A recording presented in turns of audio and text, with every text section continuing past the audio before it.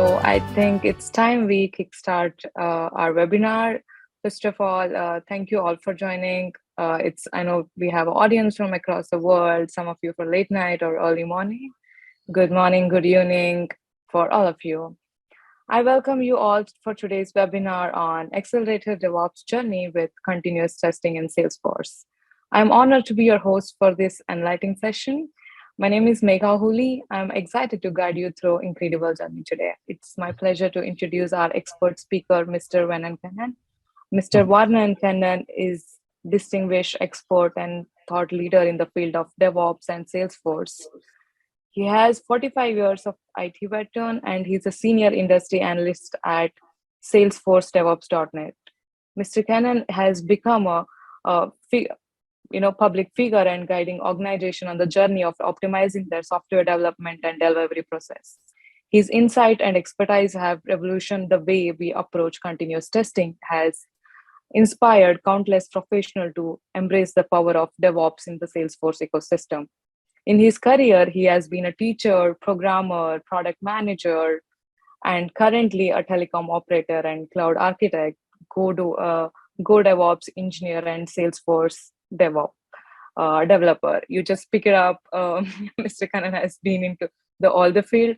He's an expert in any field or any questions that you have in your career or a DevOps. Now it's honor to have a Mr. Keenan with us today. Without further ado, I invite you to fasten your seatbelts and get ready for an extraordinary webinar from our experience. So please join me welcoming Mr. Vernon Keenan to the virtual stage. Thank you. Let's the webinar begin. Stage is all yours, speaker. Thank you. We got the screen. Yeah. Everyone can see me in the screen. Okay. So Here we go. So welcome to our webinar. I'm delighted to have you join us as we delve into the compelling world of Salesforce DevOps and the transformative power of continuous testing. Today, we're going to uncover how these elements intertwine to create a robust, efficient, and dynamic software development and operations ecosystem. So I'm Vernon Keenan. I'm an industry analyst and the mind behind SalesforceDevOps.net. Before we dive in, I'll share a little bit about my journey with Salesforce and my winding path to becoming the Salesforce DevOps expert.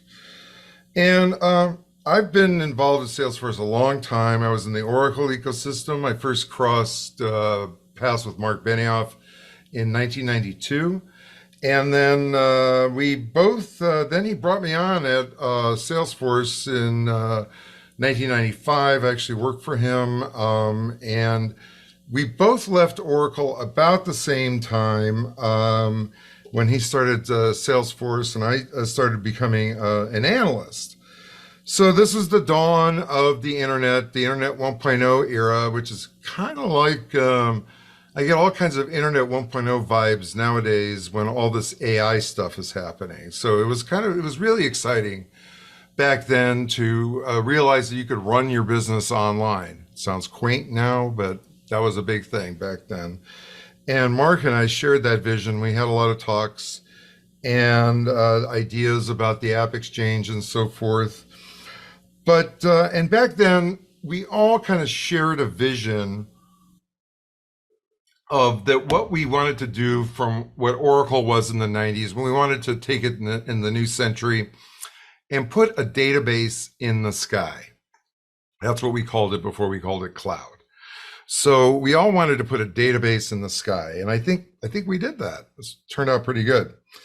But as a developer, I always thought that Salesforce was lacking as a platform until about the year 2012, when it matured into a real platform capable of running a business.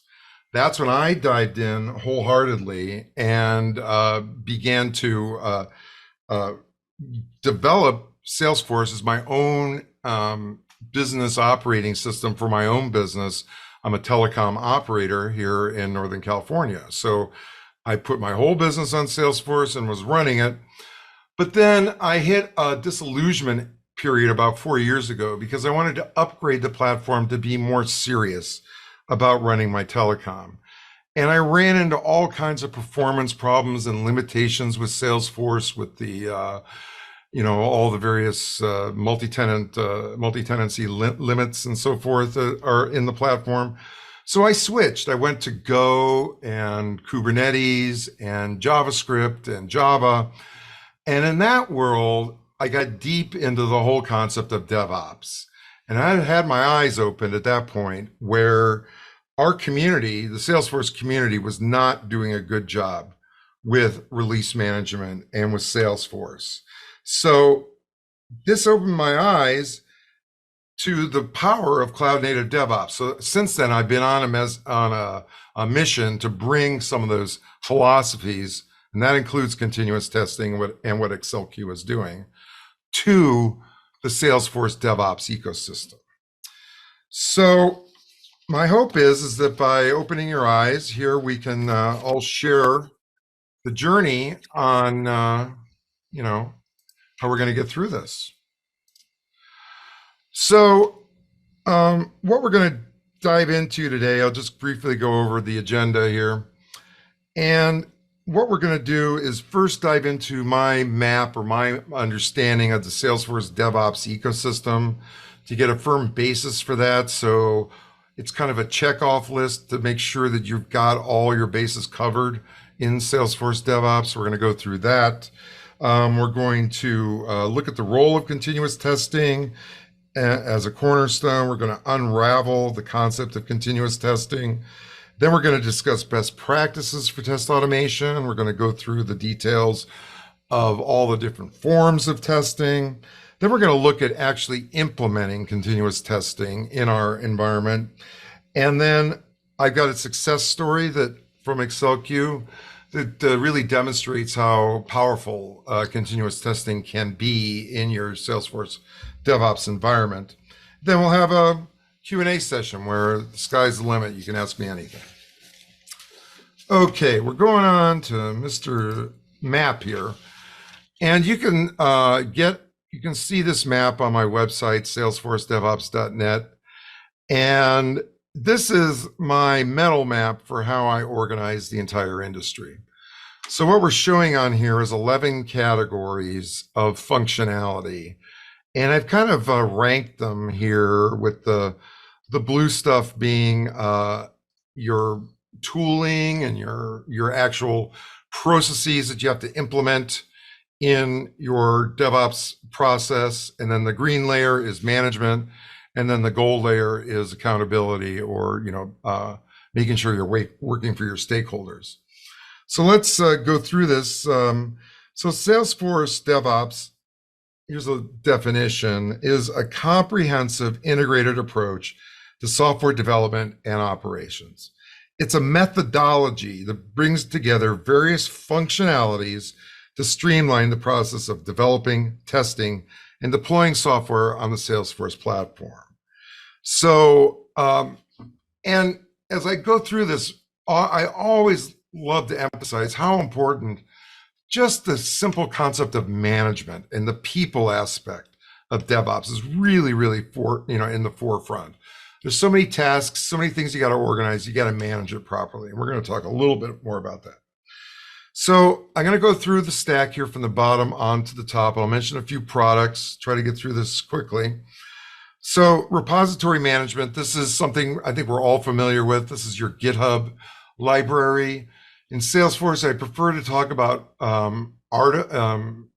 change artifacts. So when you're developing in Salesforce, what you do is you create a change artifact or a bunch of XML code that implements the changes you want to do in your Salesforce DevOps process. And you need to hold those things in a repository. The next level up, I'm getting ready to redo this map for 2023, and I'm going to relabel DevOps, developer, and low-code tools to be simply release management. So in Salesforce, this is a huge topic. Release management is special because you cannot just take all your code and recompile it like we do in cloud native DevOps. what you have to do is be aware of your state of your existing Salesforce DevOps or your Salesforce org before you do any DevOps on it, because if you have a change artifact, if somebody's altered the org since you made that change artifact, it may not work anymore. It could be bad. It could cause an exception. So there's all kinds of testing and pre-compiling and other things we need to do when we're doing our release management in Salesforce. So some products, you're all probably familiar with many of the products that do this. Two that stand out here are the Capado Click Deploy product and GearSet. They both address this release management aspect very well. They'll simulate your deployments before you send them.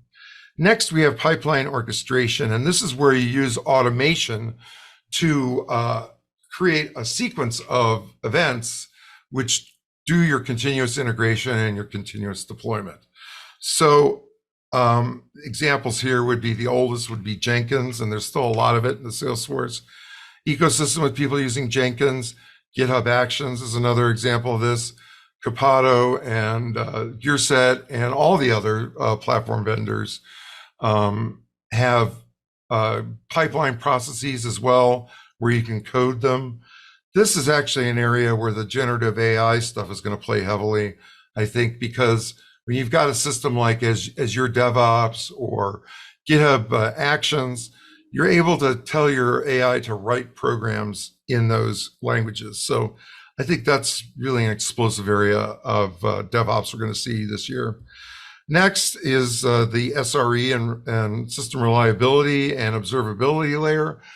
This is something we kind of ignore in Salesforce DevOps because the platform does a lot of this work for us.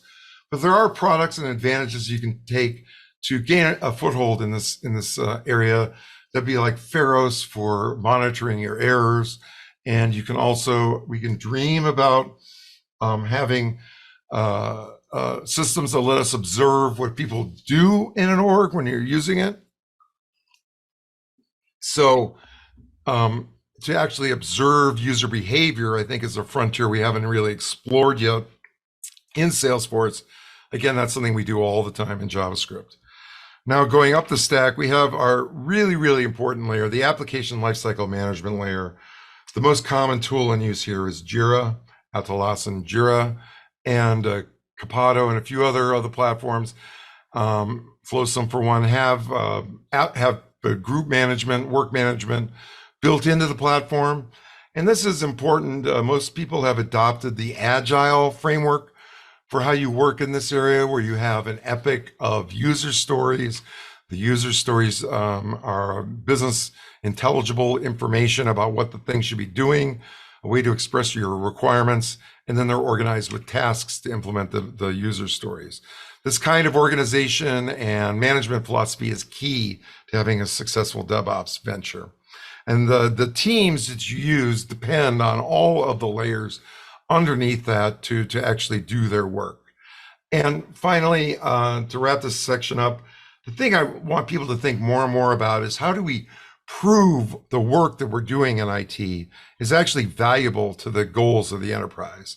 And this is what value stream management and some of these more advanced ways where you take your key performance indicators, KPIs for the business, and try to tie them into your actual IT work. I think this is something we have to do in the future, or people are going to be wondering, what are we spending all this money on IT for when we don't really know what it's doing? It's up to us in IT to prove that that stuff is working. Okay, moving on here. We're going to talk about the role of continuous testing. And continuous testing is a cornerstone, really, of Salesforce DevOps. It plays a pivotal role in ensuring quality and reliability of software throughout the software development lifecycle. This approach involves an ongoing process of testing software components at every stage of development, with the aim of identifying and rectifying defects as early as possible. It's like having a vigilant sentinel that constantly scrutinizes the software, ensuring that any issues are detected and addressed promptly. This is not only enhances the quality of the software, but significantly reduces the time and resources spent on rectifying issues later in the development cycle. So the importance really cannot be overstated. It's an environment where in an environment where you have frequent changes and the demand for quality is high, continuous testing provides the assurance your software and team needs so that you can expect that your software will perform as expected, regardless of the changes you made. So with continuous testing, you get a real confidence that if I put this change in the software, I can do it, I can test it, I can make sure it actually works. I think a lot of tech debt is instituted because we don't want to change something, we don't want to improve something because we're not sure if it's going to break the system. So continuous testing is going to help you work on your tech debt by making sure that you have the confidence to make changes in your system. So integrating strategic testing is a strategic move that brings together development, operations, and testing into a single unified process. This integration ensures that testing is not an afterthought, but a fundamental part of the entire development process. It allows for faster feedback, quicker detection of issues, and ultimately a more robust and reliable software product. Now, ACCELQ is actually a great product in this area. They have an interface that lets you make it easily to get going with continuous testing, lets you create comprehensive test scenarios, automate complex workflows, and generate detailed reports. So we're going to dive in a little bit more, and I'm sure if you have any questions about ACCELQ, they can answer it. The other folks here on the webinar would be able to answer that with no problem. So let's see, let's go on to our next slide. Okay, so now we're going to talk about the different parts of testing. And we need to look at all these elements that kind of build together like a pyramid. So at the base, we have unit testing. So this is a process of testing components of the software to ensure they function as expected. It's like checking each piece of a puzzle to make sure it's correctly cut before you start putting it together. Unit testing is fundamental to catching and addressing issues early in the development process. Now, on end-to-end testing, this involves the entire software being tested from start to finish to ensure it behaves as expected. It's like putting together the entire puzzle and making sure it fits. So end-to-end testing is crucial for catching issues that may only appear when you actually run the system together. Now, security testing is another critical strategy. This is something we do a lot of shift left testing on, where you can do static code analysis. But also when your code is running, you want to be able to test it so that you can look for cybersecurity vulnerabilities and other attack vectors. And then integration testing is a process where you move your product not just from the code base that you control, but also include other services and APIs that you may need to integrate into your application so that you can test the whole thing, including your partner's ability to deliver their APIs correctly. And finally is performance testing. This is something we don't do a lot in Salesforce, but there are new services and products available from Salesforce where you can actually do performance monitoring. This is reserved for the largest orgs, and I think it's important to get at when you have performance bottlenecks. We now have ability to do performance testing to find out where that bottleneck is. Okay, so our best practices for test automation are, we're going to start off with talking about test automation is a crucial component of continuous testing. It serves as an engine that drives efficiency and accuracy in our testing process. It involves leveraging automation tools and frameworks to conduct tests and therefore reducing manual effort, increasing speed, and enhancing the precision of our tests. So here are some of our challenges, and key among them is deciding which tests to automate. See, some tests cannot be automated because they may There may not be a tool or may not be a way to actually automate that.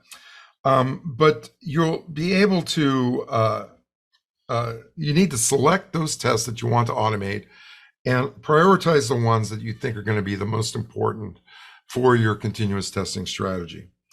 Next, we have the integration and continuous integration and delivery into the test automation process. So this is where in your CI/CD pipeline, you actually can invoke tests. This practice ensures that your software is always in a releasable state. So this is part of the confidence building you can get from continuous testing. If in your CI/CD pipelines, you've got testing built in, you know it's going to be executed every time. And if you've got a problem, there will be an exception that you can see what the problem was and you can fix it. So next, we have monitoring and reporting are really integral to the testing operation. You really need to look at those metrics that are coming out of them and have a way to analyze them, to identify your bottlenecks, and make informed decisions about your testing strategy. So now, all of these things is actually something ACCELQ does pretty good. So ACCELQ supports all web technologies for their testing. It uses the method of visual testing, where you test things on the screen and then it copies what you're doing on the screen. And it also integrates with the application lifecycle management tools like Jira and so forth, so you can add that into your workflow. So ACCELQ has the capability to support complex test scenarios and to integrate them into your CI/CD pipeline. Okay. Now we're implementing continuous testing in Salesforce DevOps. So how do you do that? Well, the first thing is you got to pick the tools that you're going to use. Are you going to use ACCELQ? Are you going to use a built-in feature of your DevOps platform? Are you going to use some other tool? Are you going to be dumb and use Selenium? You know what I mean by that. So once you've picked your tools, you need to make sure that they're aligned with your corporation, with the best practices in your company, that other people are using them. You don't want to be a lone wolf out there using just one tool. So now the next step is to integrate them into your DevOps pipeline. So this involves configuring the tools to work seamlessly with your development, testing, and deployment environments. It also involves setting up automated workflows for test execution and result reporting. This integration ensures that your testing process is not a separate activity, but an integral part of your software development and delivery process. So monitoring and analyzing test results is another critical process. We talked about that a little bit. So this involves setting up dashboards and alerts to keep track of your test progress and outcomes. It also involves conducting regular reviews to analyze results and identify trends and patterns.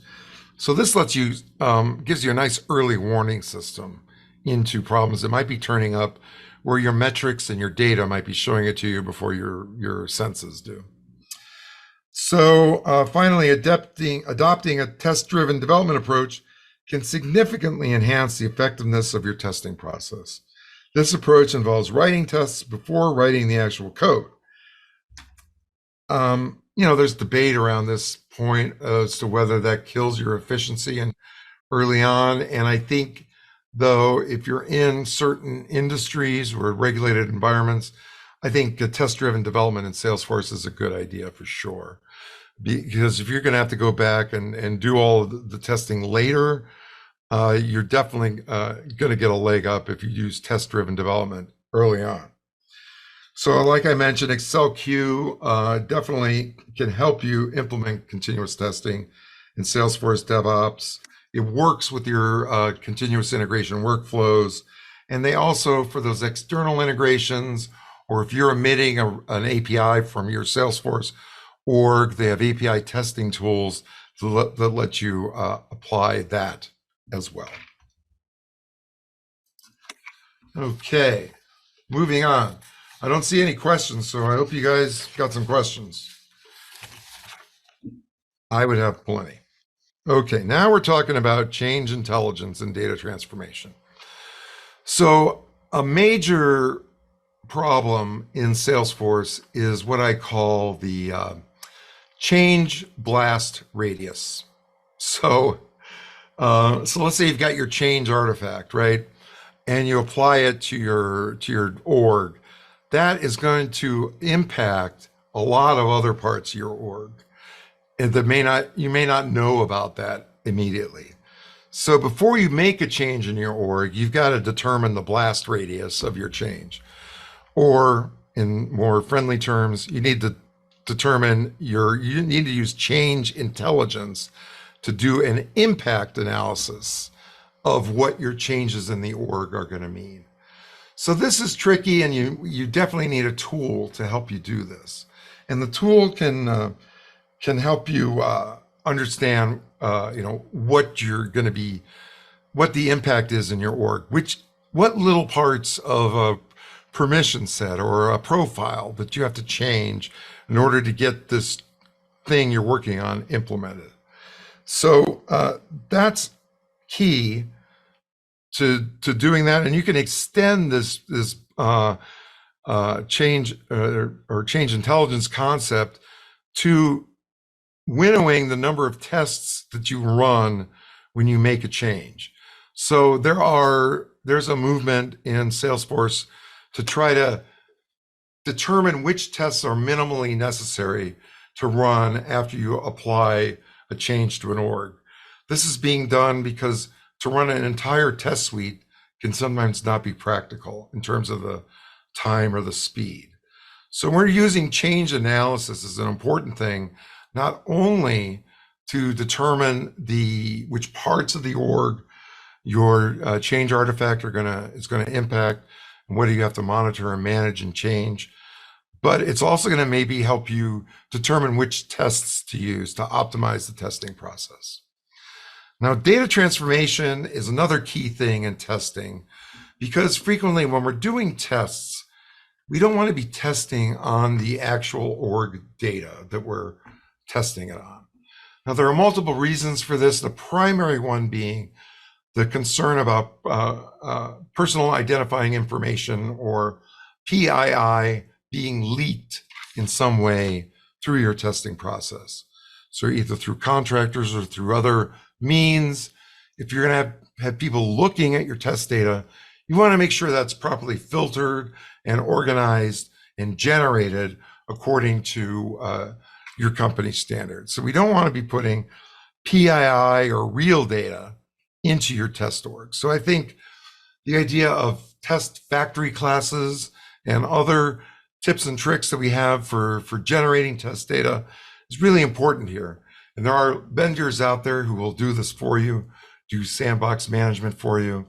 So if you create a sandbox, they will anonymize all the data that comes in, or they will take a plain sandbox and load it up with the anonymized data from the org. So I think ensuring data quality and testing is a really, really important aspect of this. So actually, ACCELQ is a tool that excels in facilitating change intelligence and transformation. They have cloud infrastructure, and a direct integration with Sauce Labs and Browser Stack, ensuring your testing process is robust, scalable, and capable of handling changes in data transformations efficiently. So I think, again, we've got ACCELQ is a vendor you can look at for this solution. So we're winding down here, and I just wanted to report on a continuous testing success story from ACCELQ. And they have a major American financial services company with $1.71 trillion in assets. And I believe that could only be one of three companies. So we'll see which one this is. But so they had, like every giant company like this, they're going through a digital transformation. They're trying to get closer to their customers through the internet.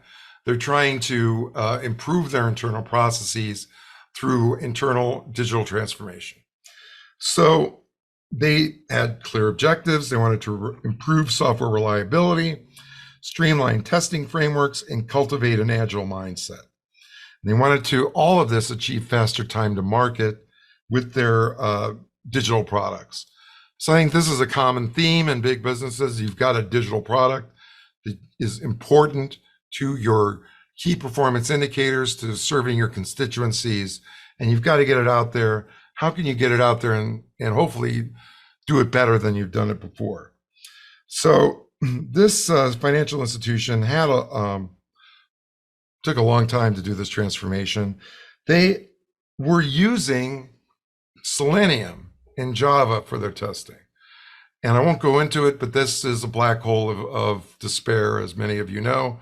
So you don't want to use Selenium. You want to use a tool like ACCELQ to kind of automate that process where it's not so dependent on the underlying DOM of the application.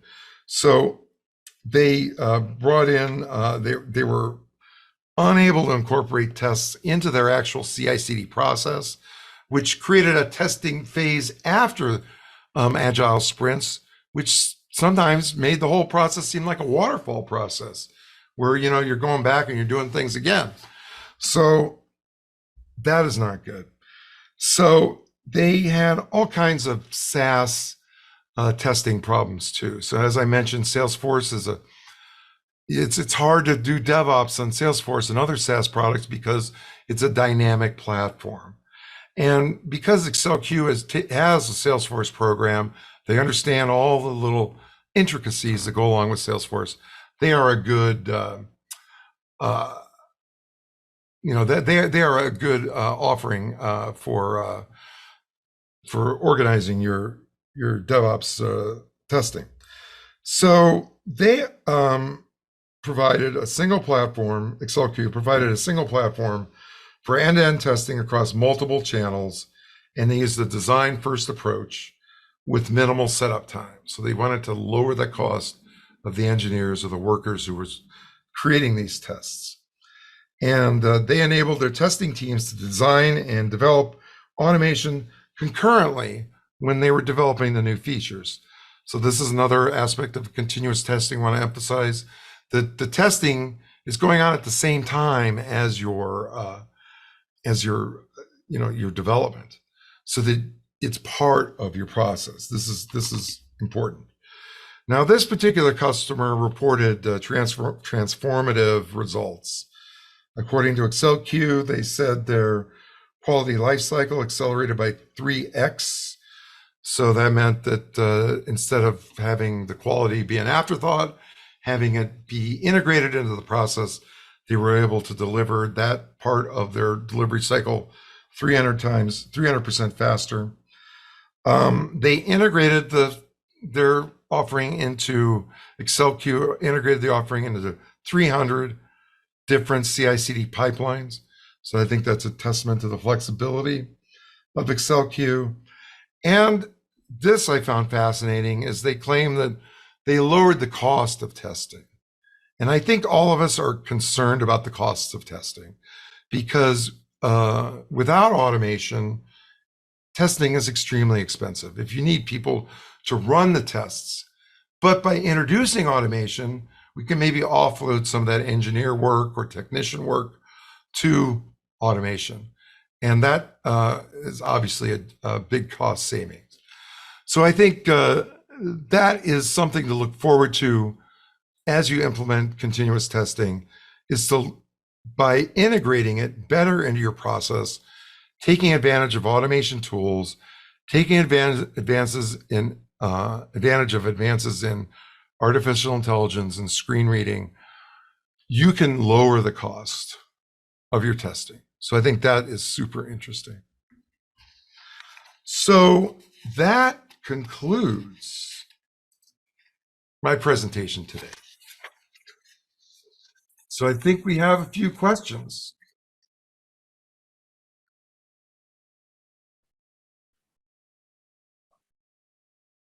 Hello, Omega.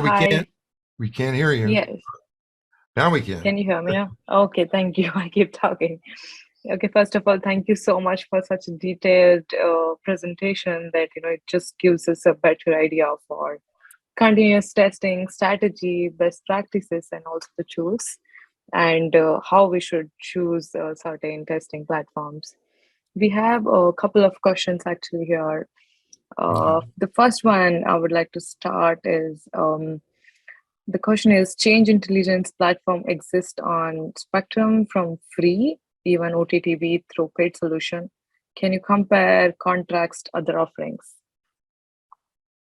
Well, I'm I think the one platform I'm willing to say does it quite well is elements.cloud. And the reason why I decided to mention them is primarily because I was at the Trailhead DX or Trailblazer DX 23 in March, and I was at the True to the Core session where people get to complain to the architects and Parker Harris about what they don't like about Salesforce.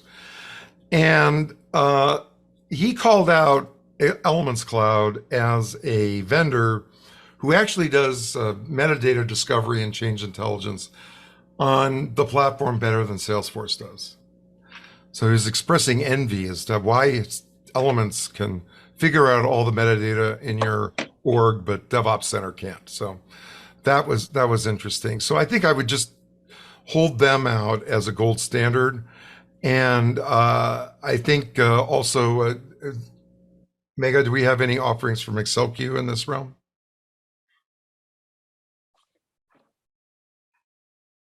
Hello. Yeah, we do. We could answer on that. When To you, the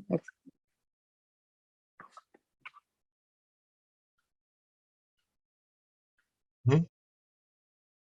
Okay, so I think we'll get some information about the ACCELQ product in this regard. So here we have the next question. Keeping up with your org's challenges is one. It was one challenge. Analyzing impact from SF Zone 3x yearly releases adds to the complexity. What's your recommendation on approaching new releases to run? Please say something other than reading the release notes. Well, you can have ChatGPT read the release notes for you now, so that helps. I think the biggest recommendation I can make in terms of testing is to find a vendor like ACCELQ and like some others who are not relying on the underlying DOM, the document object model of the web page that Salesforce is delivering to you. Because anybody who's done Selenium testing, this is why I bash it so much, it's very, very DOM dependent. And Salesforce has a nasty habit of not even waiting for release day or new releases to actually change the underlying DOM and to change things. So I think the best testing strategy I can offer is to look for advanced testing tools that use a visual component to it so that you wind up with essentially an English-like description of what the testing clicks should be on the screen. So like click on the menu item in the top left of the screen labeled file. That would be a better description than to say click on the menu item from this JavaScript object with this particular label. So I think that is the number one thing I would recommend as a strategy for dealing with the changes in the Salesforce application. Other than that, I think you do need awareness on this. And you also, if you're a vendor, you can get early access to an org so you can do your testing. But as users, I think you are dependent on using sandboxes and other previews of releases to run your tests on before you deploy them. Like as you're explaining, I did get one question for you as well. Like you said that there are certain tools that we could use. What are the factors that for the Salesforce continuous testing they need to look before choosing the right tool? For Salesforce continuous testing, I think, again, I was just talking about it. It's Salesforce screen testing has always been challenged by this shifting DOM issue. So I think you definitely, I just want to reemphasize the need to have a visual graphical interface that works on any application, any web application. I think that's the key factor to be looking for. Is that I know the ACCELQ will handle a React app or a JavaScript app, as well as a Salesforce app for your testing needs. And I think that kind of cross platform functionality is the thing to look for. And when they do that, it generally means they have some sort of visual interface. I would be inquiring as to whether how DOM dependent the testing tool is. That's a key question. Wow, that's insightful. I think we have a couple of more questions, some of them posted in the chat as well. And next question is, if testing tools require a license per user, how can you effectively reduce the cost of testing? By reducing actual headcounts of testers and automate? For example, what several testers would do, keeping a smaller amount of tester to design and monitor automated testing? I believe the strategy is automation. So if you can eliminate the bodies involved in doing your testing through automation, that is your path to saving money. Another path to saving costs would be to employ change intelligence in your testing so that you can use the same kind of blast radius detection that I was talking about to figure out which tests should be run so that you can minimize the operational cost of running your tests. So I would just reemphasize the answer to this question by saying I would be looking at automation as the key to reducing your cost for testing. Okay, wow. Just to add on to that, for ACCELQ, we also require a license per user. So what I always believe is if they're costing you for every run, then we can't do a lot of testing. Like in ACCELQ, I would always believe that it's the license per user. So the per user can run as many as test scenarios or test cases or test suits. In that case, you just put it for a run, then you go instead of paying for every test suit, is what I believe. Yeah, so going forward for the next question, my question has always been, how do we get started at a small team with a large project load, getting budget for an automated testing solution, training the team on it, and planning building the test seems like it would take a month. How do we make that case? Well, that's a challenge. I'd say that you need to engage in your own business analysis of your own team. Try to determine, I think you got to get enough permission to have a pilot. So I wouldn't be going to management saying that I'm convinced that this testing thing is going to work. Here's ABC, why we're going to save money or do better or believe everything that Vern said in the webinar. I think that you're going to have to prove it to yourself.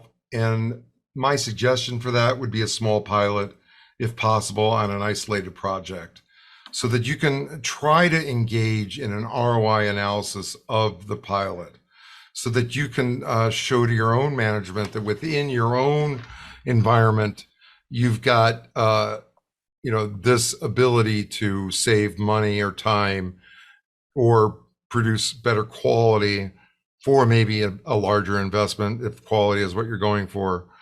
So I think it's variable for everybody, and you need to make your own ROI determination and try to come up with a test and an experiment for that. And I would suggest trying to pipeline that, to create a process where you can formally test it and present the results or analyze it before you present the results and determine if you've got a viable case for investment in testing. So we have one, I think we answered this, keeping up the organization changes in one challenge. I think we already answered that.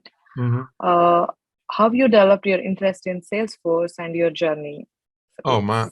Well, I told you it was back in '99. Everything was super exciting because the internet was here.